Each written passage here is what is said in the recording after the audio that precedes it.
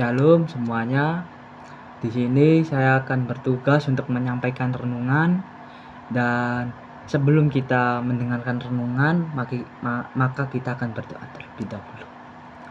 Tuhan, kami mengucap syukur karena kasih-Mu. Engkau telah memberikan kami, Tuhan, untuk bangun pagi hari dan mendengarkan sebagian dari firman-Mu, Tuhan. Tuhan, berkatilah anak-Mu ini, Tuhan, yang menyampaikan firman, dan biarlah firman yang anak-Mu sampaikan ini bisa bermanfaat untuk teman-temannya, Tuhan. Terima kasih Tuhan Yesus, di dalam nama Tuhan Yesus Kristus, haleluya, amin. Renungan yang akan saya sampaikan yaitu bertema gagal membangkitkan penerus, yaitu saya ambil di Perjanjian Lama, yaitu di 2 Samuel 2 ayat ke-12 sampai ke-20. Mari kita buka langsung Alkitab kita, yaitu kejahatan anak-anak Eli, ayat ke-12. Adapun anak-anak lelaki Eli adalah orang-orang dursila, mereka tidak mengindahkan Tuhan. Ayat ke-13, ataupun batas hak para imam terhadap bangsa itu. Setiap kali seorang mempersembahkan korban sembelihan sementara daging itu dimasak, datanglah bujang imam membawa garpu bergigi 3 di tangannya. Ayat ke-14, dan dicucukkannya ke dalam bejana atau ke dalam kuali atau ke dalam belangga atau ke dalam periuk. Segala yang tertarik dengan garpu itu ke atas diambil imam itu untuk dirinya sendiri. Demikianlah mereka memperlakukan semua orang Israel yang datang ke sana, ke Shilo. Ayat ke-15, bahkan sebelum lemaknya dibakar, bujang imam itu datang, lalu berkata kepada orang yang mempersembahkan korban itu, berikanlah daging kepada imam untuk dipanggang, sebab ia tidak mau menerima daripadamu daging yang dimasak, hanya yang mentah saja. Ayat ke-16, apabila orang itu menjawabnya, bukankah lemak itu harus dibakar dahulu, kemudian barulah ambil bagimu sesuka hatimu, maka berkatalah ia kepada orang itu, sekarang juga harus kau berikan, kalau tidak aku akan mengambilnya dengan kekerasan. Ayat ke-17, dengan demikian sangat besarlah dosa kedua orang muda itu di hadapan Tuhan, sebab mereka memandang rendah korban untuk Tuhan. Ayat ke-18, ataupun Samuel menjadi pelayan di hadapan Tuhan, ia masih anak-anak yang tubuhnya berlilitkan baju efod dari kain lanan. Setiap tahun ibunya membuatkan dia jubah kecil, dan ia membawa jubahnya itu kepadanya apabila ia bersama-sama suaminya pergi mempersembahkan korban sembelihan tahunan. Yang ayat 20, lalu Eli memberkati Elkana dan istrinya, katanya, Tuhan kiranya memberikan keturunan kepadamu dari perempuan ini pengganti yang telah diserahkan kepada Tuhan. Sesudah itu pulanglah mereka ke tempat kediaman. Pasti kalian tidak asing dengan yang namanya Imam Eli. Imam Eli itu kalau secara baiknya dia adalah orang yang merawat Nabi Samuel. Nah, kalian tahu Nabi Samuel itu siapa? Nabi Samuel itu orang yang mengurapi Raja Daud. Nah, cerita backgroundnya Nabi Samuel itu tuh dahulunya tuh mamanya itu tidak bisa mempunyai anak. Nah, pada saat itu mamanya Nabi Samuel yang bernama Hana itu dia tuh menangis di depan pintu kemah. Nah, dikira Imam Eli mamanya Nabi Samuel itu mabok. Nah, ternyata dia itu sedang menangis karena tidak mempunyai anak. Nah, di situ juga dia menangis berdoa kepada Tuhan, dan Tuhan menjawab doa mamanya Samuel. Nah, dan di situ Tuhan berkata suruh menamai bayinya tersebut bernama Samuel. Itu ceritanya.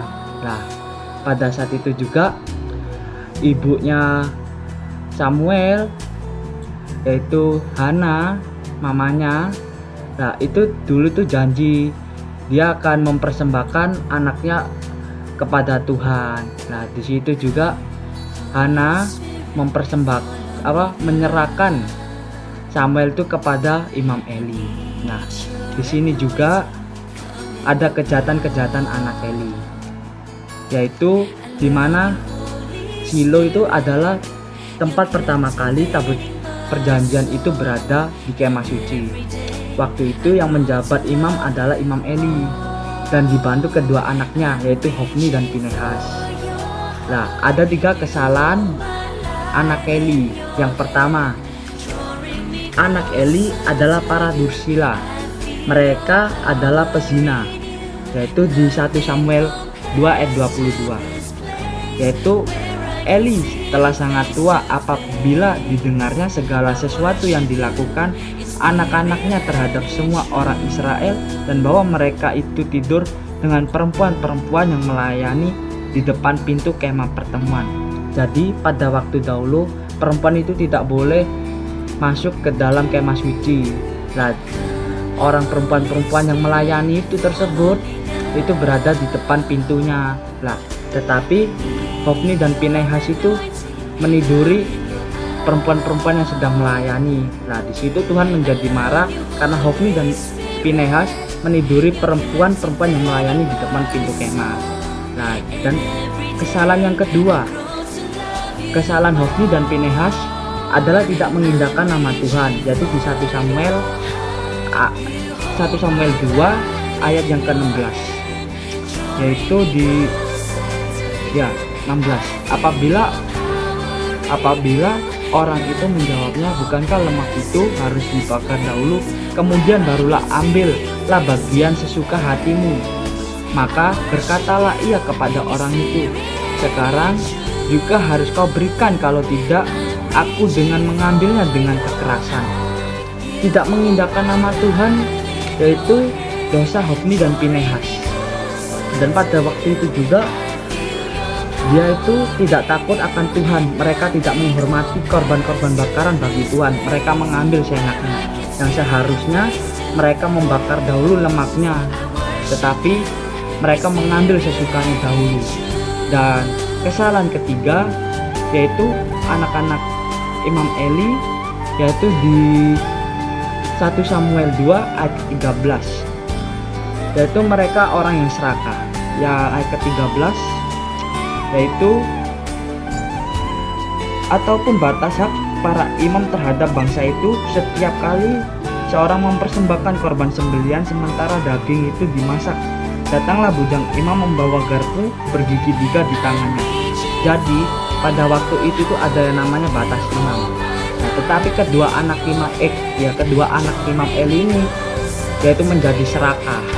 Nah, di mana dalam perjanjian lama itu ada batas untuk para imam. Mereka menyuruh temannya mengambil garpu untuk ditusukkan kepada daging itu, seberapa banyak yang ditusuk itu menjadi bagian mereka. Nah, di situ Tuhan menjadi marah karena tidak seperti itu. Nah, pada akhirnya yang sesungguhnya aslinya itu mereka mempersembahkan dahulu, baru mereka juga ambil sesukanya. Nah, ini kebalikannya. Nah, di situ juga Tuhan menjadi marah. Nah, dari sini kita bisa menjadi menjadi pelajaran bahwa kita juga harus bisa mendengar didikan yang baik, dan gimana kita juga tidak membuat Tuhan marah atau sebagai lainnya gitu loh. Nah, kalau seumpama kita melawan dari perintah-perintah Allah, kita juga melawan Tuhan gitu loh. Pada saat ini juga saya tutup dalam doa, yaitu mari kita tutup dalam doa. Terima kasih Tuhan, kami sudah mengucap syukur atas nama-Mu.